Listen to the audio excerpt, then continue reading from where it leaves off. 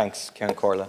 I welcome the bill and the establishment of the authority as a very late and small step towards tackling the reality of Ireland as being in the Wild West when it comes to fertility care. I think that the problem is that the bill doesn't do anything in terms of the public provision of fertility care, in particular IVF, and therefore doesn't really address the key issue here, which is the fact that Ireland is, according to a report launched by Fine Gael MEP, no less, Francis Fitzgerald, the fourth worst in all of Europe in terms of the provision of fertility care, the only country in the European Union which doesn't provide any public funding for the provision of IVF. And this isn't obviously a new issue, this isn't a new procedure. IVF was included in the list of universal healthcare entitlements to be introduced under Sláinte Care in the 2017 Sláinte Care report. According to the report, a universal health system means one that is accessible to all on the basis of need, free at the point of delivery or at the lowest possible cost. So therefore this should clearly apply to IVF as a universal healthcare entitlement. And nothing has been done to progress this, despite Sláinte Care nominally being a thing that, everybody across the party spectrum, across politics, supposedly all agrees to. Since 2016, when now Taoiseach Leo Varadkar first promised public funding for IVF, we've heard repeated promises from successive health ministers to publicly fund IVF, but nothing has happened over the last 5 years, and no time frame for public funding of IVF has yet been provided by the Department of Health. What does that mean for people? The impact is immense on a lot of people. You're not talking about a small group of people here. Something like 1 in 6 couples experience fertility issues.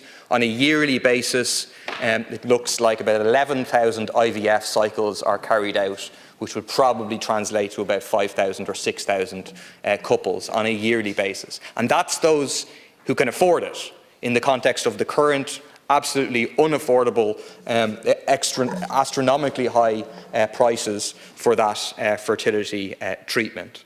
And I think for a lot of people, look, this is something that is personal. It's in their relationship, they're struggling to have a kid, and they don't necessarily want to speak out personally, publicly about it. They don't want to speak to reporters about it or whatever. And also for some, there can be a certain residual stigma. And it's a situation where people shouldn't have to speak out. But unfortunately, in this situation where the government ignores this issue, refuses to provide the funding as part of the provision of a proper, publicly funded National Health Service, people have had no choice but to speak out about their experiences to make this real. And a whole number of people, for example, spoke to the noteworthy investigation at the end of last year, and I really commend them for doing so, for speaking out about their personal experience to make this real and to explain what having a cost of literally tens of thousands of euros, the debt, the stress on their relationship and so on, what that means for them. So I want to add my experience to that list of experiences and the experience of my partner. So we've been going through IVF for the last over a year now, and just even putting the money aside, and we'll come back to the issue of money, it's a huge stress on people.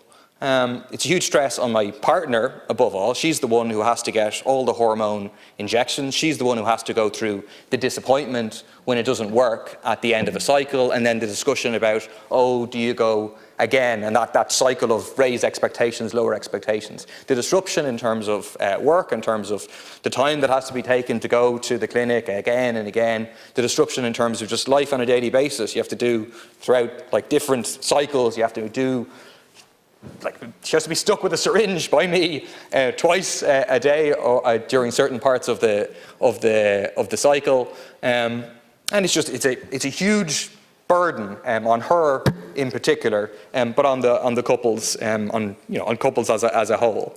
But then you come to the issue of the money, because that's That's hard enough, for people to have to go through that in order to be able to give themselves the best chance of having a child. But then you have the cost associated. And like I've heard many people talk about the kind of costs here, and to be honest, they haven't looked into it enough, because they're talking about, the average cost is €4,000, €5,000, €6,000. But that's the average cost on the price list of what it costs to have IVF. But what people don't realise is that you have to do a whole bunch of other stuff that's also on the price list in order for the IVF to actually work. So already you're talking about significantly more money. So we've already spent maybe €12,000. We could end up spending more money, and it may or may not work at the end of it. And we just have to remember that for lots and lots and lots of people, regardless of whether they want to have kids, that they do want to have kids, they simply cannot afford to do it. And therefore, by not having public provision of IVF, the government is saying to them, well, no, we have unequal access to you having the best chance you can of having a child. And that is just absolutely morally wrong. That is determined by how much wealth someone has. For other people, of course, they go into huge amounts of debt, all the extra stress that adds onto their lives and onto their relationships. So it's simply not acceptable to continue how it is going, and what we need is to have public provision, free, as part of a national health service, of fertility care up to and including IVF. I want to make some points in relation to that, because the government, when they've spoken about it, has spoken about having public provision through the public system rather than being outsourced to private clinics. But, for example, the clinical director of Marion Fertility, Professor Mary Wingfield, has said there is absolutely no infrastructure or trained staff to provide the complex treatment of IVF, ICSI in our public facilities. So in her opinion, quote, it would most likely need to be outsourced to private clinics. That continues with the problem. Okay, fine, we'll have a regulatory authority, but the problem of having for-profit medicine, especially in such an area where you have people encouraged to pay for all sorts of stuff that isn't medically proven as adding anything, is a horrendous situation. But also then, by the public simply paying for this outsourcing, huge extra costs from the point of view of ordinary people. Why? Because of the impact of profit. But if you also just take our current health system and say, okay, we're going to provide IVF, and it's just that our current under-resourced health system, well, we're also going to run into trouble. Because then we'll have two-tier access, which is bad in all sorts of circumstances of medicine, in many circumstances where time is of the essence, but time is of the essence here. And you'll have a situation where, in theory, maybe you can sign up for IVF, but you're going to be on a list for 2 or 3 years or whatever, and as people who are going through it will know, obviously, the chances of having a child successfully at a certain point in time just drop precipitously, and a year or two makes a very, very big difference. So again, unless you provide for it properly, employ the proper staff, and bring the knowledge in-house into the public system, well then you're going to perpetuate a two-tier system. Final point I'll make is that I do think this is linked to the question of separation of church and state. I think it's not an accident that Ireland is the only country in the EU without public provision, considering the church dominance of our hospitals. The Catholic Church remains completely opposed to IVF, and yet the government continues to want to hand over ownership of the new National Maternity Hospital to effectively the church.